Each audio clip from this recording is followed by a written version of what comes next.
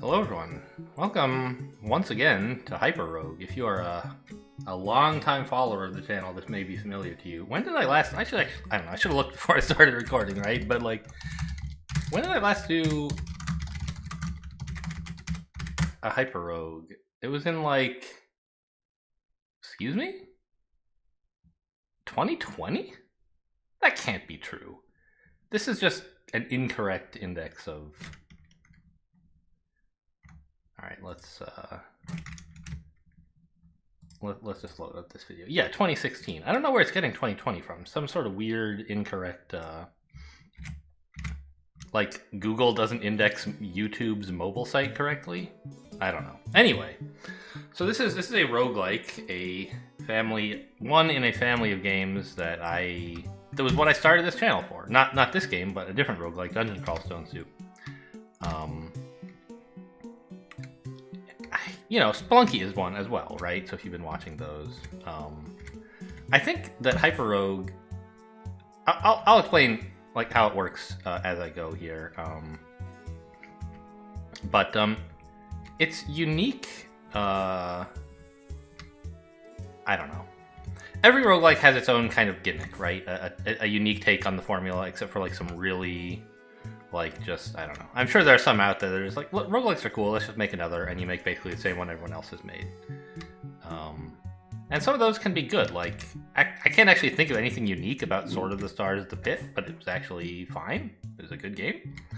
But HyperRogue's kind of unique take is in the geometry. You may notice that whenever we move, like, it kind of looks like we're standing on a sphere, right? But when we move, it doesn't quite behave the way a sphere should. And this is because we are not on a sphere. We are on the hyperbolic plane. This is a hyperbolic geometry game, hence the name HyperRogue. And it has all sorts of bizarre consequences.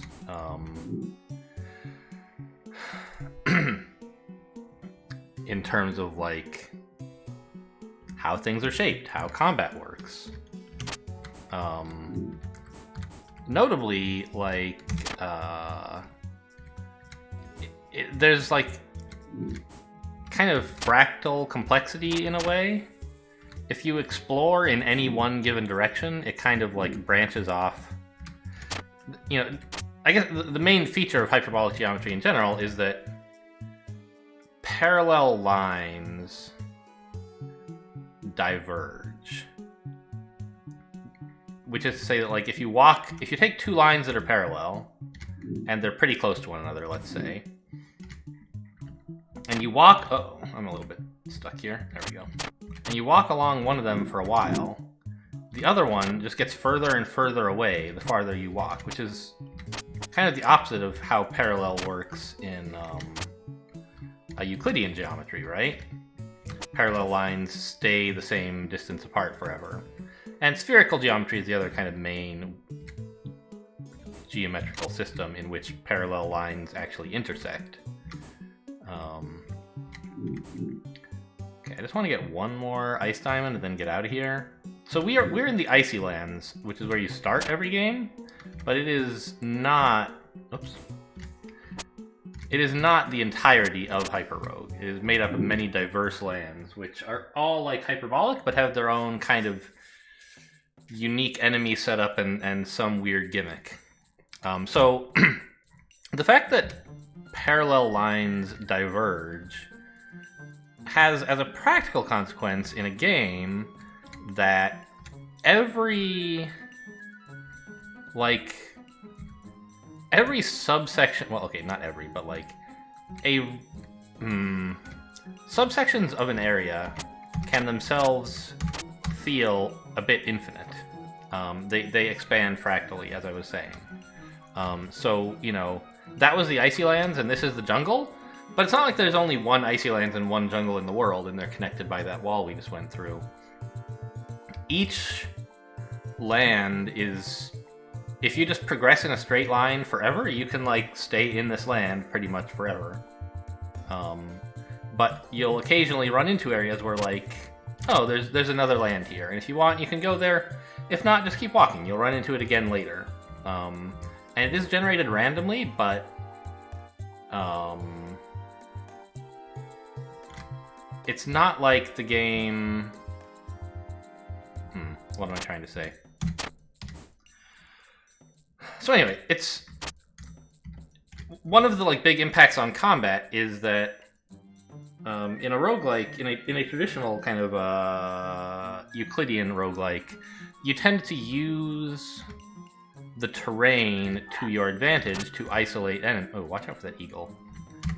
To isolate enemies. Because in an open area, enemies can just sort of surround you, and you're in trouble, and you want to fight them kind of one-on-one. And so the kind of scariest room that could exist in an open in a Euclidean roguelike is basically a room with no walls, because you're just completely exposed from all sides, and there's no real way to run away in that kind of context if you're surrounded. Whereas in HyperRogue, because of the hyperbolic geometry,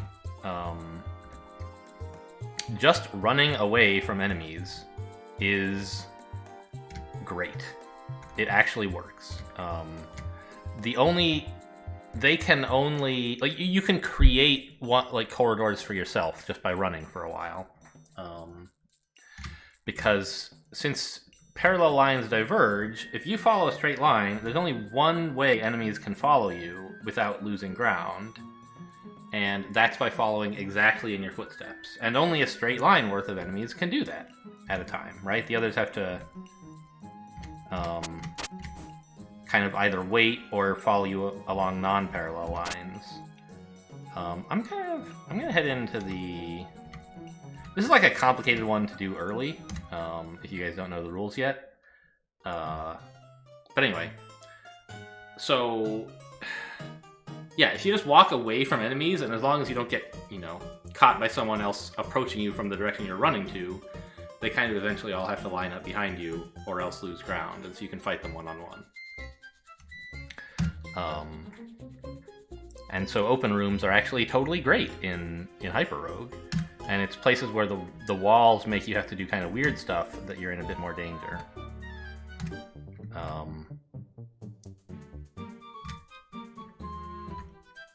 So we're now in the Ivory Tower. Whoops. This is fine. Which is one of several areas in this game that adds a unique mechanic. The gimmick here is gravity. The rule being that, like, the Great Wall that you enter through is considered down, and everything parallel to it is like the bottom, and then everything one step away from that is up, and if you go 2 steps away, you're further up, and so on. And it's hard to climb up. So if you're these are ladders. Can we see my mouse, by the way? Yes. Okay. These are ladders, and you can climb up and down them freely. Oh, the tiling here is just it doesn't mean anything. The light gray and dark gray is just a reminder. The dots are also, they're just reminders of which ones are the heptagonal tiles versus the hexagonal tiles. But this is a platform, and let's see, it'll tell me the rules here, yeah. Powerful wizards, they change the direction of gravity. Gravity works as follows. Cells are unstable if they're empty, and there is no cell immediately below them which contains a wall. You cannot move from one unstable cell to another except if moving down. So like this cell is unstable, and if I walk there, that's allowed because I was on a stable cell. But I can't go here. It's kind of like trying to jump super high. But I can move back onto a stable cell and then move here if I want. So it's hard to go up and easy to go down. And one of the things that I thought was really cool when I first explored the let's deal with this gargoyle. The Ivory Tower in my first playthrough was in everything else in HyperRogue, like in a normal hyperbolic geometry or like landscape, it's basically impossible to ever retrace your steps.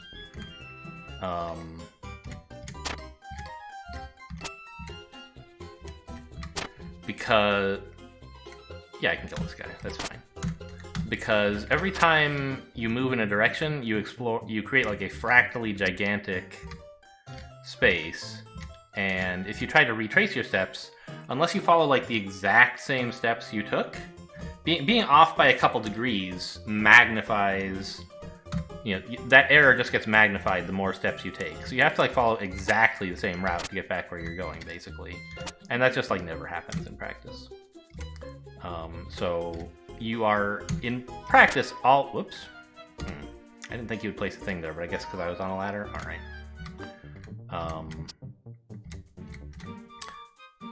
Because you're always, it's almost impossible to backtrack. It's like you're always discovering new lands, new areas within the land you're in anyway. The areas with gravity are an exception to this because the distorting force of gravity pulling, oh, whoops, this is fine. Sort of. It's a little fine. Okay. The distorting force of gravity pulling you downwards. We're drawing like a line that is perpendicular to the Great Wall that declares the floor of this area. We're going up. You know, maybe we're off by a degree or two to either side, whatever. But on the way back, we're gonna go down, which is. We're almost guaranteed to backtrack to exactly the same door we entered through, even though we're many spaces up here. The space at the top is just much wider than the space at the bottom. Oh, that's a good way of thinking about it that I hadn't before.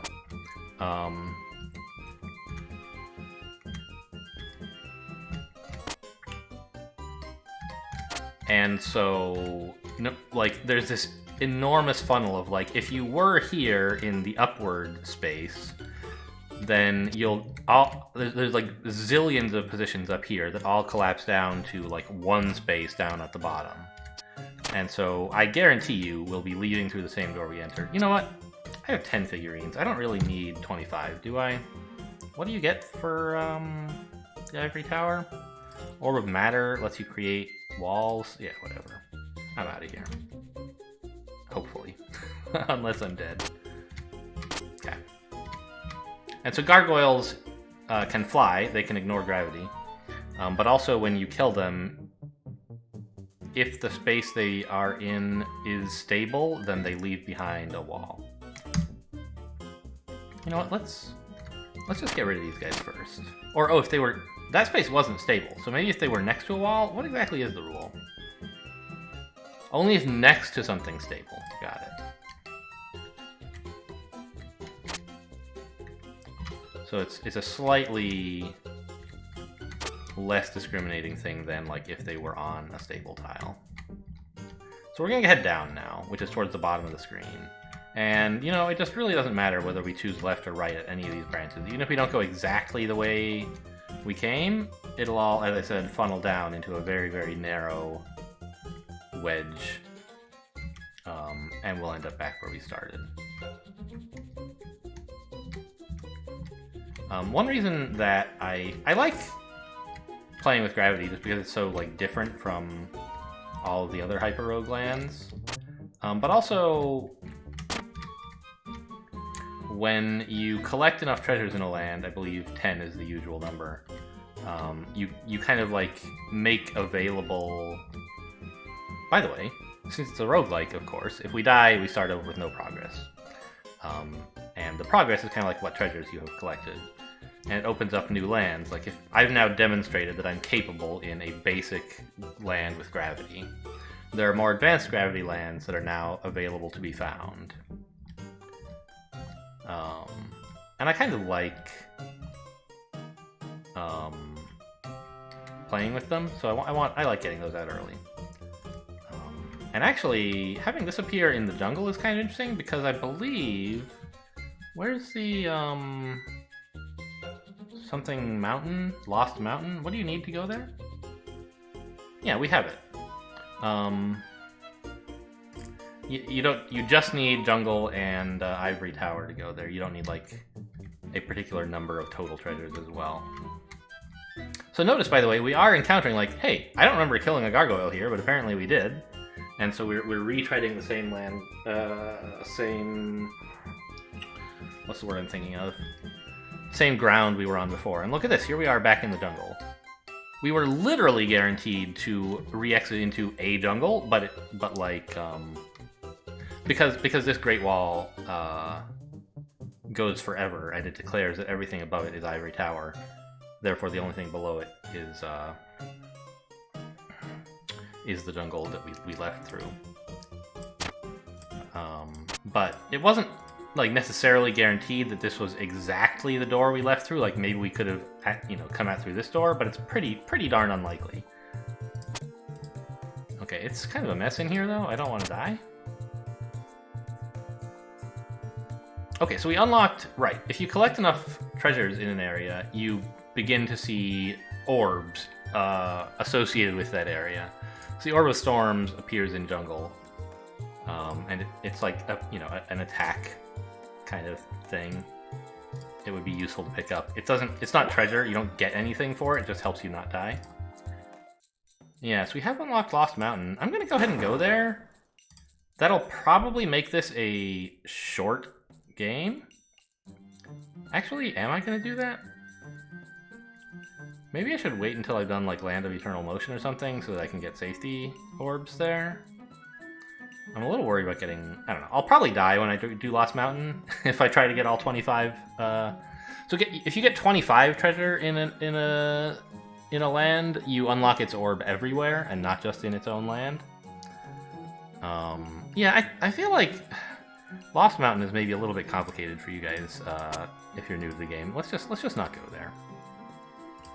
There's gonna be a ton of Lost Mountain. It only appears inside a jungle, and only if you also have visited and conquered the Ivory Tower. Okay, what's up here? Desert. Desert is kind of boring, but sure. Yeah, let's go desert. Why not? There's an eagle coming up.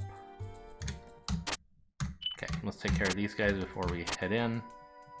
So the way the game works, you don't have any like health bar or really any way to take damage. And most enemies, well, I think all enemies don't really have a health bar exactly. You either kill them in one hit, or there are some enemies that have some other mechanic about how they behave. For example, you can't attack these guys. They move every 2 turns, and they chase you.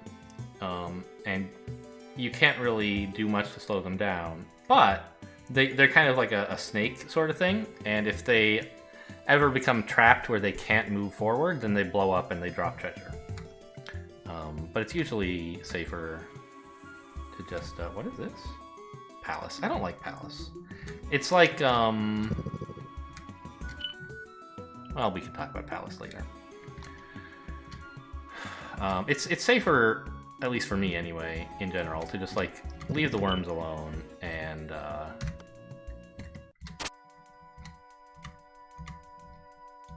try to collect freestanding treasure. It's much easier than like killing a worm.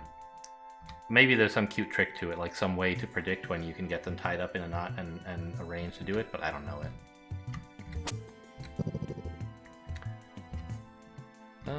Let's go this way. More Ivory Tower? No. Let's not do that. I just left. So it's, I ended up like spending a fair amount of my intro like explaining the rules of HyperRogue, which I think is the right thing to do. But I did, like, when I sat down to record, I was like... I've been playing HyperRogue off camera for... I mean, as I mentioned, I was playing it for YouTube in 2016, which is when I first picked it up. And I recorded, I don't know,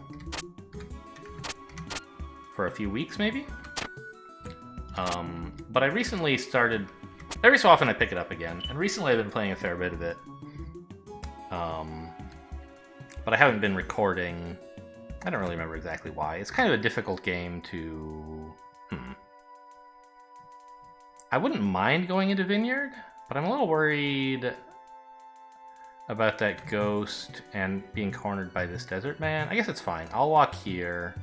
The spirit will walk here and I'll kill him. And 1, 2. And then this spirit will be here, but I can... Okay, we should be okay.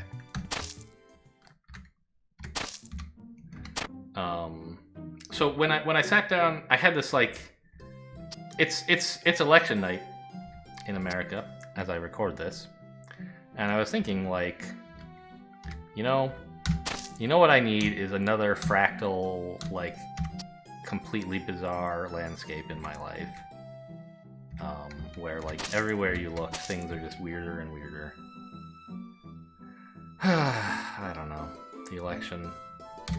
I try not to get very political on this channel. And I don't follow, like... I mean, I don't know. I don't know how the projections are going. I know it's not going nearly as well for Biden as some polls or projections hoped it would be. Those same pollsters are saying that Biden's still got a chance, that things might actually be going well for him because the uncounted votes are most likely to be blue for reasons I don't really understand. But anyway, I mean, like, I was definitely hoping for a much more, what's the word I'm looking for? A vociferous rebuke of the politics of the last, well, 4 years especially, but it's not like the presidency is the only office that matters. The Senate and Congress in general have, like, been contributing as well to problems. So anyway, I was hoping for better results, but like, hey, at least I get to make a joke about things being a fractal nightmare if I play some HyperRogue on camera. So there you go. So you may have noticed, ooh, I don't like these guys, that Vineyard has like these two kinds of enemies, the Vine Spirits and Vine Beasts, and it has two kinds of terrain. Wall and non-wall, basically. Vine Spirits can only move through walls. By the way, these are all parallel lines. Well, okay, I've been kind of messing with them, but when you first get to them, they're parallel. Like, this is a line, this is a line. See, they're all kind of like, they look like they curve around. That's a property of the geometry. Like, they are, this is what parallel means, and they get further and further apart. And anyway, so Vine Spirits can travel only through walls, and Vine Beasts can travel like I can, only through non-walls. When you kill a spirit, the wall disappears, and when you kill a Vine Beast, it creates a wall. So it's a way for you to, like... Let's just lure this guy over here. To change the terrain. I've died in Vineyard more times than I would like to admit. These parallel... Oh, also there's like these spaces like this, which are kind of like halfway wall and halfway land. You can move, like... I'm gonna leave, but you can move from here to here, because they're kind of in the same half-width green patch, but not across a wall, like this line dividing a wall.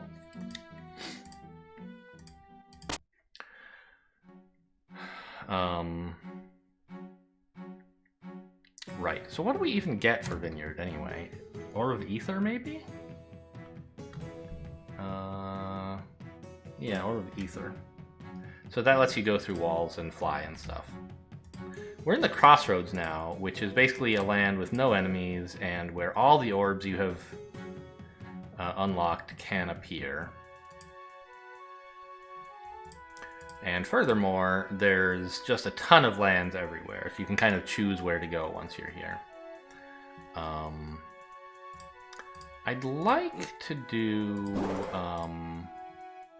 I mean, this is kind of like an advanced desert land, and I'm like okay at it. Yeah, here's the Land of Eternal Motion. Let's go there first.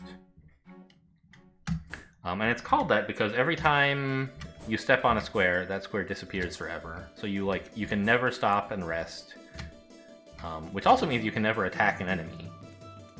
You just have to run and use the fact that they not only, like, in any hyperbolic space, if an enemy follows you on a non-parallel line, they get lost, and so if they follow you not on your direct path, they get left behind. Here, it's illegal for them to follow you on your direct path, so you don't even have to fight them if you are leaving them behind. In many spaces, you get enemies to pile up behind you, and then you dispatch them by killing them. Here, you just run away, and they get lost just by distance. And I usually have a pretty easy time getting 25 here.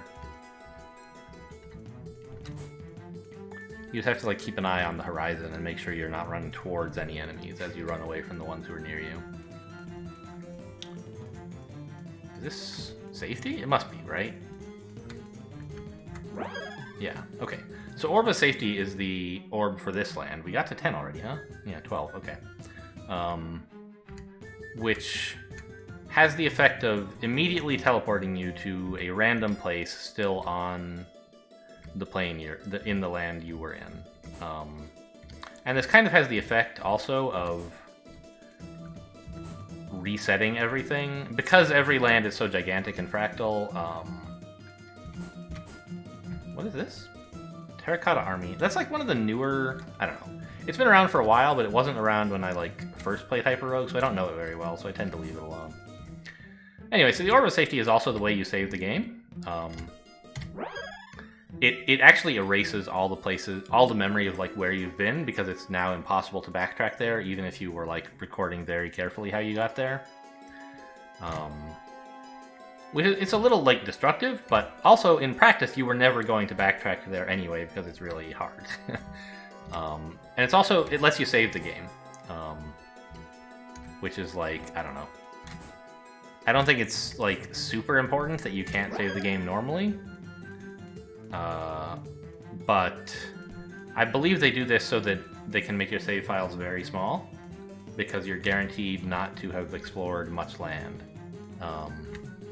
You only get 4 or 5, I don't know, 7, 10, something like that. Some small number of turns to save. While that star is around you is when you're allowed to save. I don't like Hall of Mirrors much either. Let's just hang out here some more. Okay, Prairie. Prairie, is that the... Yeah, I don't know that one very well, but it is fun, I think. So let's review the rules here. A giant herd of bulls. Yeah, so how do they behave?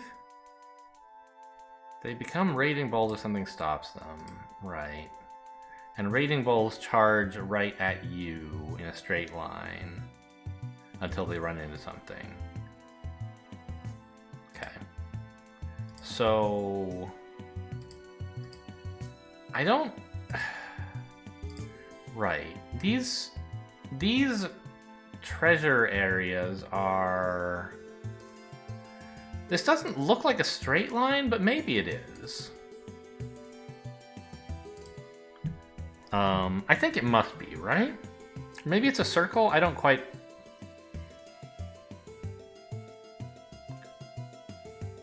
Could it be a horocycle? I don't think so. But I don't think it's a straight line either. Let's go look. What does a straight line look like when you're up close to it? Because this is a straight line. Yeah, it's much...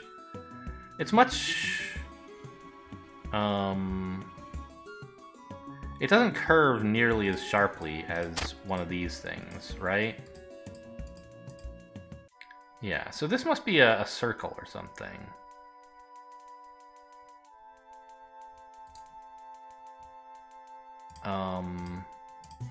And so these guys... I believe it's impossible, though, so maybe... I believe it's impossible to just walk around one, though. So maybe it's not a circle, or maybe it's an hyperbolic geometry, the area of a circle is exponential in its radius instead of being quadratic in its radius. And, at least I think that's correct. And I think similarly for its diameter? No. It shouldn't be exponential, but it should be large, like more than linear, right? And so a circle of radius like 10 is like almost impossible to walk around. I don't know if these are circles. I remember reading the patch notes when this land was created, and I understood it better then. But you kind of have to play Frogger here, is basically what this is about. These guys run in circles, I think. Yeah, I think these are circles. It's just like extremely impossible to get to the other side without walking through the middle. And you have the direction the balls are running to help keep you oriented as to which way gets you to the center. Or to the outside, or whatever it is you're supposed to do. But they're running in like a circle here. Like this guy's gonna go here, here, here, like this, and like this. This is kind of like one. Oh no, this guy's gonna turn here. This guy's gonna go like that. Like he's gonna stay exactly one space between him and the main prairie area.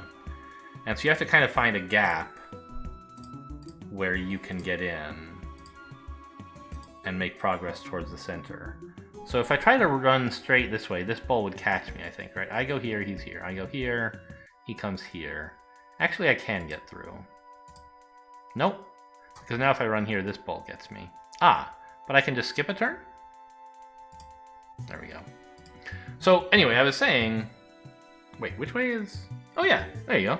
That's where we're going. That's the other side. So I think it's a circle, a pretty small circle, but it's you can see like we only took like 5 or 6 steps to get here, and like look how long it would take to trace around a path like this if we had.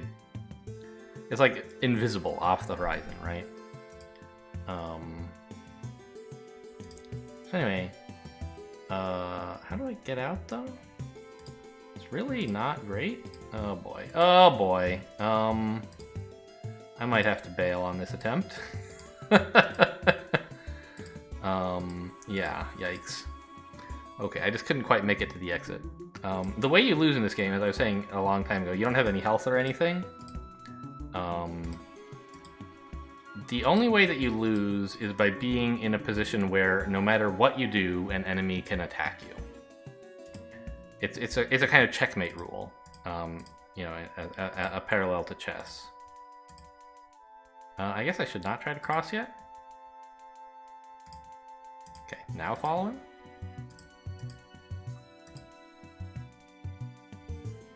Where am I going? I'm going here. If I step here, that should be okay. Yeah. By the way, what do we get for winning this land? Anyway, so if you get checkmated, you lose, basically. And so that's why it's so dangerous to be in the middle of all those guys, is because it's like, there's just a lot of them. And if you... page 2? Page 1? No, here it is. Prairie.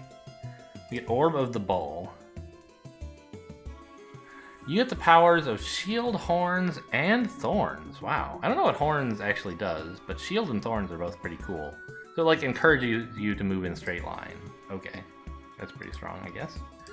I'm probably not going to try... Oh. What's this all about? Why are there orbs of safety here?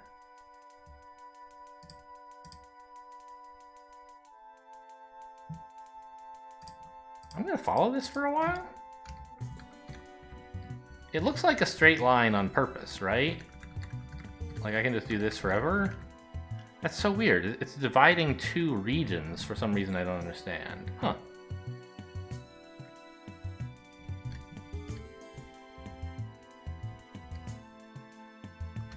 I mean, like, it's fine to pick it up. Huh. Okay.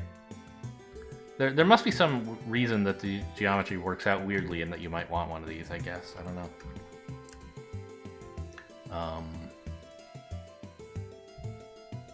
No, not yet. Not time to go. Anyways, this is kind of like Hyperbolic Frogger, which is kind of cool, I think. No. Now? Now go? So a thing that you can do is you can kind of just run along with the bowls for a little while. If you follow one in its tracks, like you won't gain or lose ground against it. But the ones around you, the ones further out than you are will lose ground, and the ones further in than you are will gain ground because they're running through a smaller radius circle, right?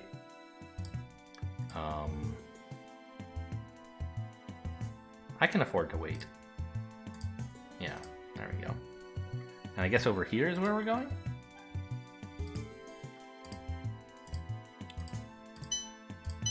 Whew. It's always scary, like, dancing through those guys. And I have definitely died doing it in the past.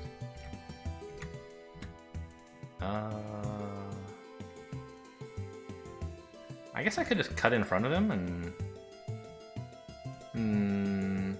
yeah, like now I could turn in, except that this other bowl would then be in the way. So I'm just gonna get out of here. That's scary. What do you need to do to unlock Bowl Dash, by the way? You just have to get 90 treasures anywhere? Yeah, okay.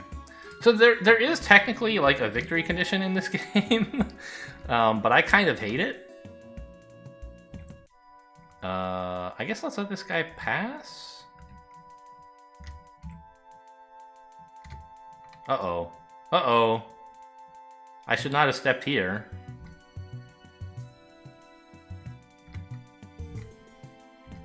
Okay. You have to, like, do all... I don't know.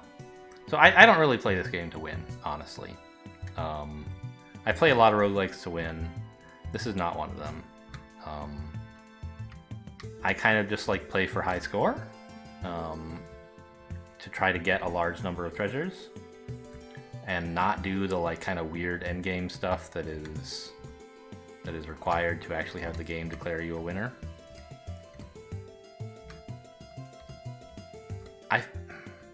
You can actually... There's, like, two ways to win, right? One involves, like, getting a large enough treasures from, like, 9 lands or something.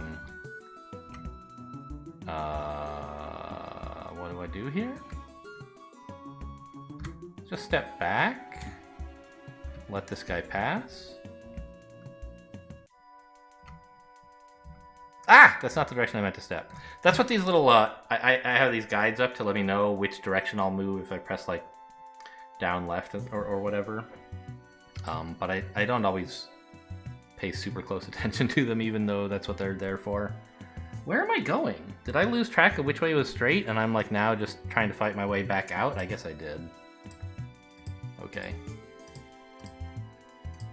So you can, like, if you collect enough orbs or treasures from various lands, you unlock... There's some green grass that away.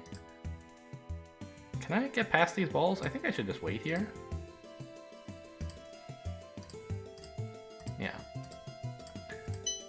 You can get enough treasures to open up the land called Hell. And if you get enough orbs there, then an Orb of Yendor can appear in Crossroads? Or maybe it's in Hell, I don't totally remember. But then you have to, like, travel a very long way in one direction and successfully backtrack your way back where you started. Which is very difficult, as we have... I don't actually see myself getting past this kind of wall of bowls. I'm just going to back off a bit. Which is, as we have discussed, very difficult without some kind of navigational aid. Why am I... Okay, get out. And so there are things you can do. You can get, like, dead orbs and leave yourself a trail of breadcrumbs. But I don't find that very fun. Now, there's other things you can do that I don't really... Oh, hello. There's flies here now. I don't like that. I just want my 10th orb, or my 10th treasure, so I can say I won this place. But it is definitely a more difficult land than, like, the other ones we've been to so far. And these gadflies are really complicating matters. The more treasure you collect in an area, the more enemies tend to appear. And also the more enemies you kill in general, the more orbs appear, or the more treasures appear. That doesn't really apply to Bull Dash because the orbs don't appear at random, they appear at the backsides of these things. I can't get past those guys right now. God, this place is so tough. Okay. Now there's this wave, like... Okay, I have to wait for that wave to pass. Can I then duck in? No. So anyway, I use the mouse when I need like full precision, but I would rather use the keyboard and have these guides as long as I can like be more or less sure which way every button would take me. Okay, this is looking good now. Should be able to get here, here, here. Now, which way is through? Where am I trying to get to? Hello? The bowls are going like this, so parallel to that would be out here. Was I supposed to be going that way? Oh, the grass is over there. Alright. Cool. It's easy to miss. Alright, let's leave Bull Rush and never come back again. Living Fjord is a little tough, but not too bad. Did I see something else over here? No, we'll do Living Fjord. It's, sorry, 1 minute while I rearrange some windows so I can see my counter on how long the episode's been going. This place is, well, it's a more difficult version of the Living Caves, which we haven't been to yet. But basically, the area is split up into sea and land, and it's related to like the rules of the Game of Life. Conway's Game of Life, not the Milton Bradley one. Parker Brothers? I don't know who makes it.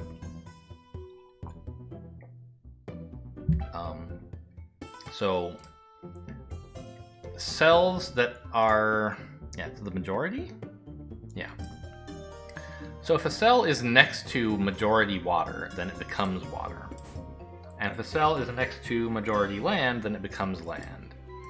And mostly, like, stuff kind of just stabilizes after a while. But notice this was, like, created in a way that it was not stable, and it's gradually receding. This is going to turn into water, and the coast eventually, like, levels off.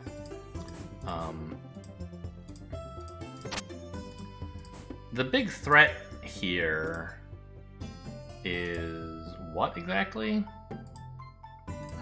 Water elementals are a big threat here. I don't know if they're the big threat, but they can really mess up your life. Here's one. So wherever it goes, turns into water. And everything around it generally turns into water as well pretty quickly because of the Living Fjord rules.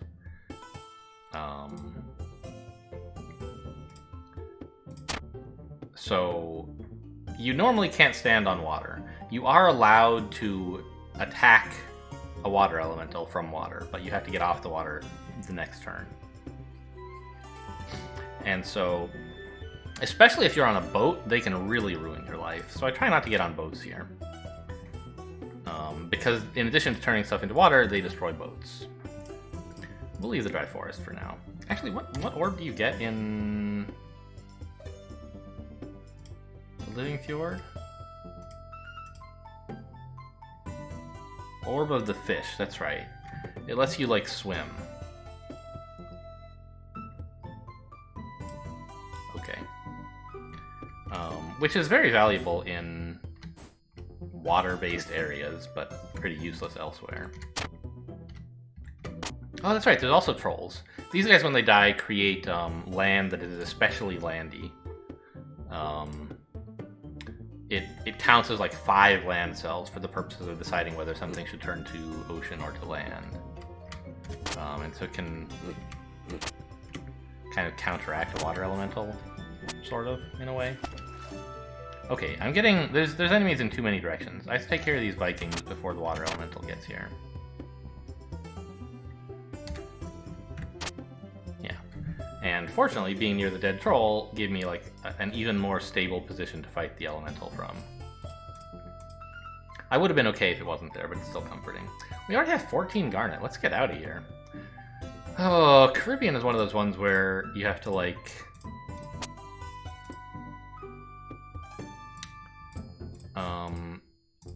It's less about having interesting combat mechanics caused by the geometry, and more about having to, like, go to a particular place.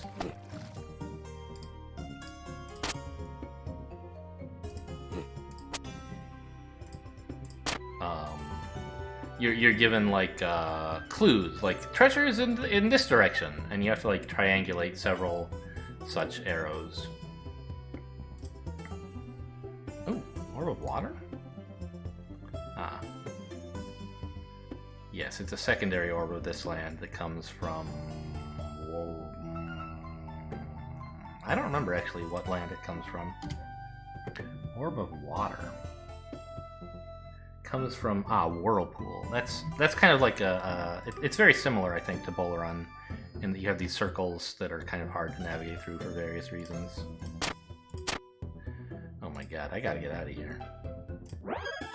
So what does this do again? My boat can go against the current, and also go into the land, creating water. So it's actually quite powerful if you have a boat, which at the moment I do not. I'm not really trying to get 25 treasures here, I just want to get out. I could go to Ocean, I guess, but I don't want to count on my Orb of the Fish, which will time out. God, it's really hard to see that. Okay, in 59 turns. Now, Orb of the Fish... Oh, right, that's the one that lets me swim. Orb of Water, you still need a boat. It drowns? What? Oh, not from me. It must have... There must have been somewhere else a square a monster was standing on turned into water. Okay. So Orb of the Fish doesn't last that long. But I'm gonna grab this boat and just use my Orb of Water. It has still almost 40 turns to kind of like... You don't have to worry... Really? When you go next to treasure with this, it picks it up? Why?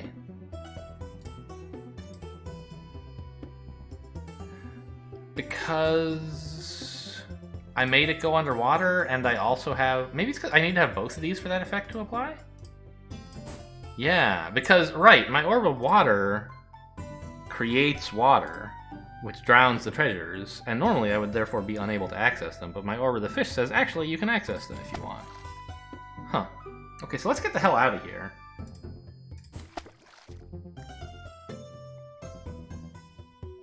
How long is this lasting? 25 turns. Okay, so I have a magical boat, right? Yes. And so I believe the water elemental will not destroy my boat. Yes, thank goodness. Because if it did, I would be dead. I just have to, like, leave. This is becoming a very dangerous place now that I have 25 treasures from it. As you can see, there are many foes. And so we just have to run away from them. Ah! Okay. Just keep... Oh, the water elemental's killing them. That's nice. 6 turns left on this boat? Okay, that's enough to take care of the water elemental.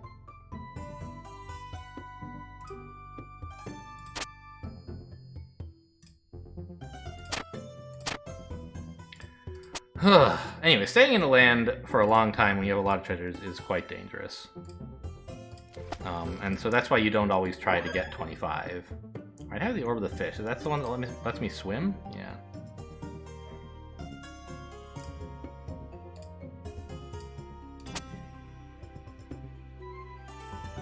Oh, he made an Orb of Water. Interesting. Or maybe the Orb of Water only appears underwater and it surfaces. It's only pick-upable if the stuff turns to land? I'm not totally sure.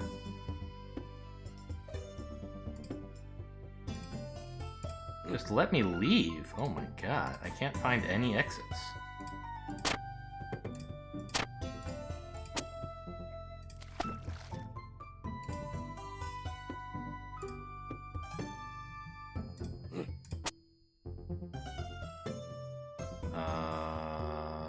I should probably get in this boat. Yeah. Okay, here's an exit to... Alright, Alchemist Lab. I love Alchemist Lab. Let's go. Get me out of here. I can actually bring my boat in, because it's a magical boat. How funny. Can I... Yeah, I can just do whatever I want. I'm on a boat. Okay, so Alchemist Lab has the property that... Oh, this is now deep water. Because I stepped on it? It's like colored funny, it's purple. Anyway, the gimmick in Alchemist Lab is that it's kind of tiled red and blue. Alright, there goes my... there goes my boat, that's fine. And you cannot step from red to blue or vice versa. You have to stay on a color. Question, how then do you get... And treasure counts as either color, and once you step on it, it turns the color you're currently on. How do you get to red areas? Well, whenever you kill a slime, everything around it within radius 2 turns to the color that slime was, including the square you were on. So now I'm on red, and I can't step on blue anymore. And this includes other slimes, by the way, that change color, and that can be quite dangerous. Treasure is destroyed when a slime blows up.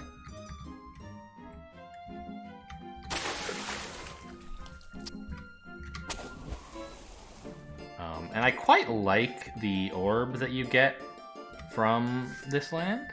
It makes you move twice per turn instead of once. Oh, this is a dead end. I can actually... Yeah, let's go ahead. Now it's not a dead end, you see? Let's step this way so that we don't blow up the treasure. This is another land that's pretty cool. Because this kind of,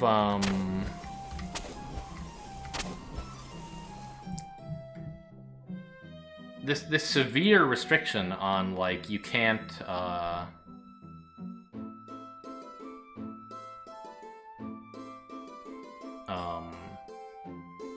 you can't cross from one color to another, is the kind of thing that is... It would make the land completely unplayable in ordinary Euclidean geometry. And the game actually will... This is one of the lands that it will allow you to play in, like, Euclidean mode. Just to experience, like, how... This is... I don't usually get this many of them following me, by the way. I'm not doing very well today. I think now I've kind of built up enough buffer that I can just kill them. Yeah. I lost the treasure, but whatever. If you try to do this with just hexes instead of alternating hexes and septagons, which is what fits on a hyperbolic plane, whereas just hexes fits on a Euclidean plane, you very, very quickly discover that there is a single... It's like the famous game Hex, I think is what it's called, right? Where it's like, you know, hexagonal grid, and red player plays against blue, and, you know, you take turns marking off, turning a hex your color from the neutral color. And whoever can draw a line, like, if blue can draw a line horizontally across the grid, they win. If red can draw a line vertically across the grid, they win. Or maybe it's the other way around, I don't know.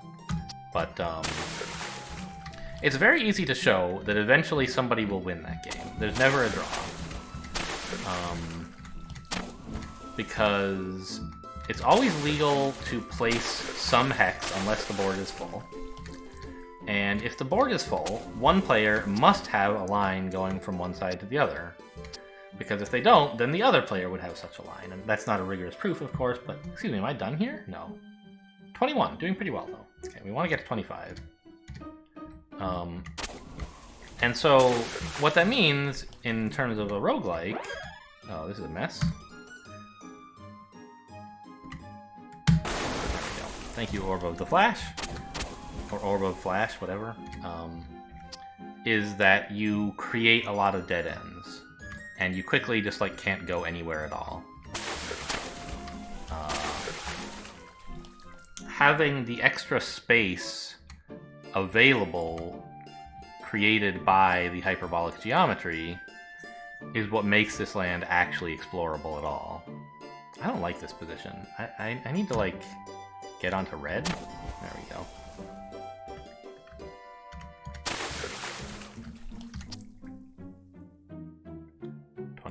Is that more jungle? It is.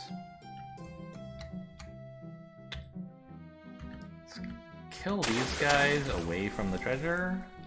24. I'm not very familiar with Volcanic Wasteland. I've definitely run through it and picked up some treasure, but not many times. Okay, I'm trying to kill these guys without destroying the treasure. Oh, let's just go up here, grab the Orb of Speed, and our 25th treasure. Great. So Orb of Speed is the treasure from this land.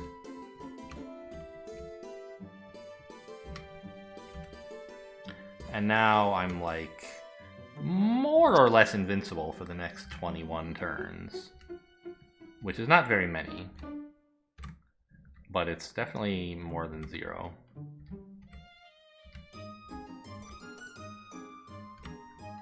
See, I would be dead right now if I didn't have the Orb of Speed. I only stepped here because I do have it. I knew this was coming and it's fine. But right now there's no space I can legally move to if these guys get a turn. But they don't. I get 2 turns in a row. So I can kill them both or I can just walk away. I'm gonna kill them both. That was the plan.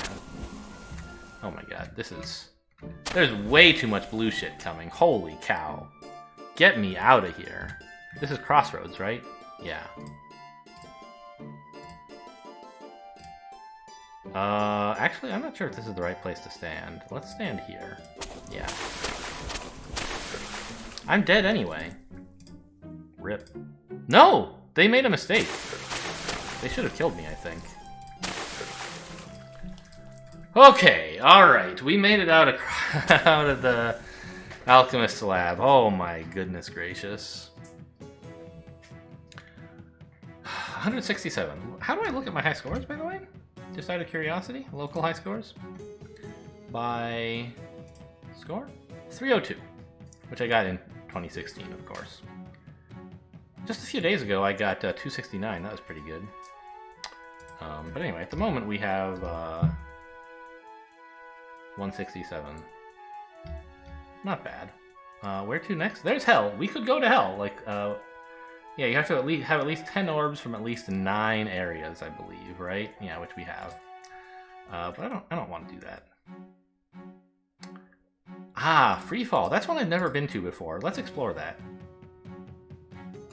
It's another advanced gravity, or it's an advanced gravity land. So we've been to the Ivory Tower, which is the basic gravity land. And there's some advanced ones. Like, here's another one, which I've done a number of times. It was added, like, around the time I was playing in 2016, I think. Maybe it was added in 2018 and it wasn't around at first. So it's got gravity like the Ivory Tower, but yeah, I mean, let's go in. Why not? It's fun. And I'm reasonably competent at it. You're climbing up trees.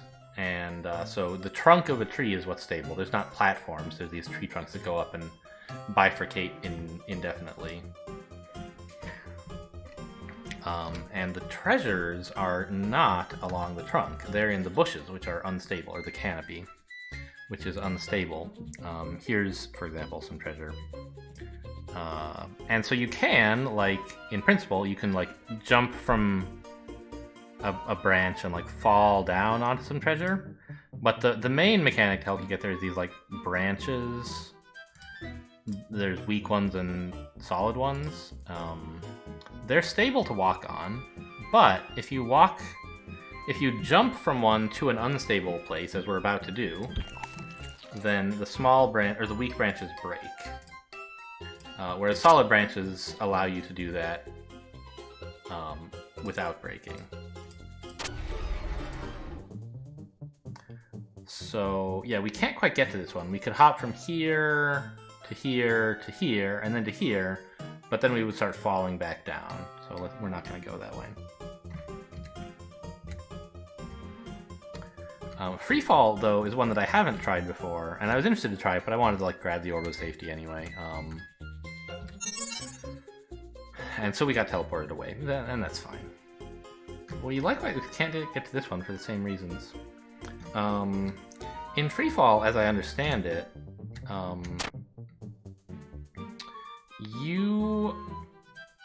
there are no platforms. It's kind of like the Land of Eternal Motion in that sense. You are always falling downwards, and all you can do is kind of like try to fall straight down or fall diagonally down to kind of make the enemies play catch up with you or not, or something like that. I don't totally understand how it works, but it uses the same gravity concept, but forces you to go down at all times by starting you at the top of the world instead of the bottom. Okay, we can reach this one.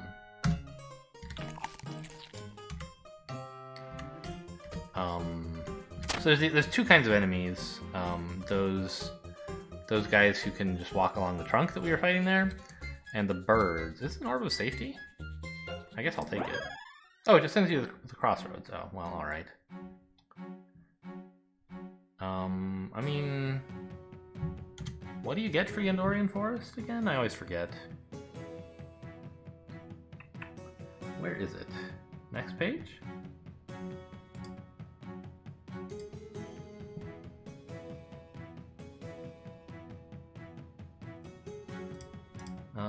Hello? There it is. You get Orb of Energy. Oh, it is fairly good, I think. Orbs that would... Yeah, it is pretty good. We should try to finish that. But you know what? We've been here for an hour, and you guys have seen 10 different lands plus the crossroads. So I think we're gonna cut the episode here and continue at a later date, since I happen to now be able to save my game. So, who knows how much longer I can keep this going. As you saw, my high score is only twice as high as this, so, you know, we won't last too much longer. But it might be a couple more episodes. We'll see. Anyway, thanks for watching, and I'll see you next time.